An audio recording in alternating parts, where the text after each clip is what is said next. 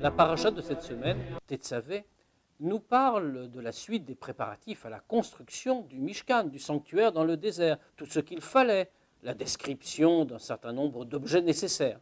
Le point central de cette paracha, c'est ce qui concerne la Ménorah, le chandelier à 7 branches qui brillait d'abord dans le Mishkan, le sanctuaire, puis qui brillera plus tard dans le Beth Amikdash, le temple de Jérusalem. À propos de cette Ménorah, de ce chandelier, Moshe s'interroge lorsqu'il en reçoit l'ordre de Dieu. Dieu lui ordonne donc de le construire. Et Moshe répond qu'il ne comprend pas. Et nos sages nous le disent, Nitka Shabo Moshe Rabbeinu. Moshe Rabbeinu s'est interrogé, il n'a pas compris. Et Dieu de lui répondre, ne t'inquiète pas, contente-toi de prendre le bloc d'or nécessaire à la fabrication du chandelier, tu le jetteras dans le feu et le chandelier sortira de lui-même de la fournaise. Là, on ne comprend pas du tout ce que Moshe n'a pas saisi dans l'ordre de Dieu.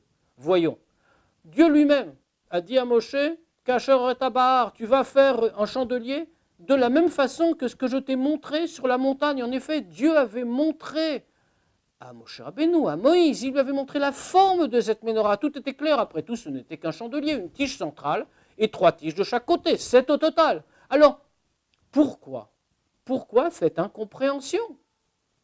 Pour répondre à cette question, il nous faut revenir à ce qu'est le Mishkan, le sanctuaire dans le désert, puis à son successeur, le temple de Jérusalem. Ce sont deux édifices très, très différents de tous les autres. Quelle est leur particularité? Ce sont les lieux où Dieu choisit de résider. Dieu réside en effet dans un endroit très spécifique, dans le Mishkan, puis dans le Beth Amikdash, dans le temple, dans le Kodesh HaKodashim, le Saint des Saints. Là apparaît constamment l'essence même de Dieu. C'est tout à fait étonnant. Après tout, ces deux édifices sont faits de choses matérielles.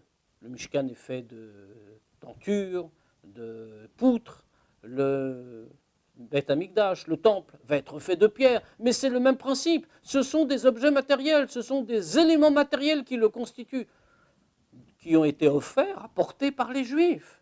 Dans un édifice matériel, fait de choses matérielles, il y aurait un niveau spirituel aussi élevé que l'essence même de Dieu.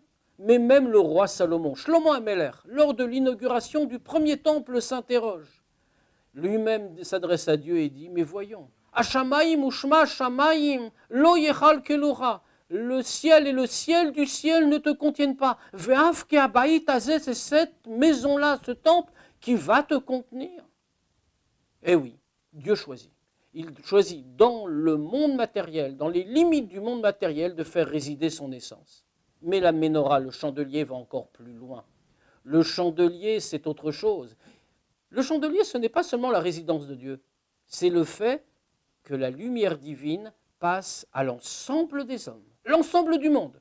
Le Talmud nous le dit, Edut hi le bae olam, shashrina shruya be Israël. C'est un témoignage pour tous les passants du monde, tous ceux qui y vivent, que la présence divine réside sur Israël, sur le peuple juif.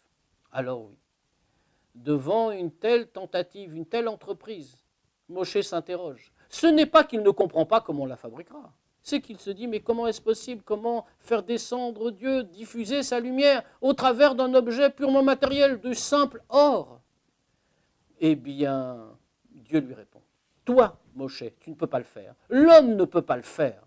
Mais moi, Dieu, je le ferai. Et c'est pour cela qu'il lui dit, laisse-moi faire. Simplement, jeter l'or dans le feu.